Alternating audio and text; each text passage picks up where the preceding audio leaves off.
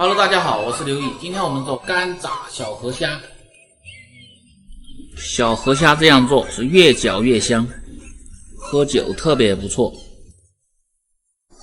小河虾剪去里边的杂物，然后清洗干净，挤干水分，放入盐、胡椒粉、少许的香油、少许的料酒，先用筷子搅拌均匀，放入低筋面粉。用面粉炸出来的河虾，它是非常的酥脆的，而且你会搁很长时间，它都是很脆的。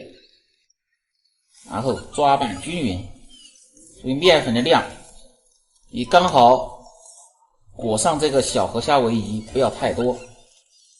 成这样，起锅烧油，油温5成热，下入河虾，用手慢慢的抖散。小河虾下锅先静置1分钟，不要动，然后再用肉勺抖散，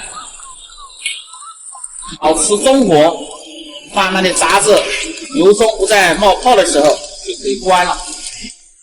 好，捞出，可以听一下，这小河虾是非常的脆的，在吃的时候可以放入椒仁。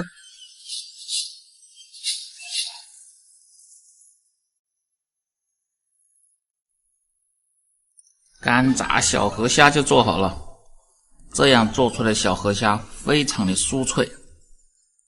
如果你每天不知道吃什么做什么的，就关注我，美食天天更新。西瓜视频美食留意，这里总有你喜欢的美食的做法。感谢大家的支持。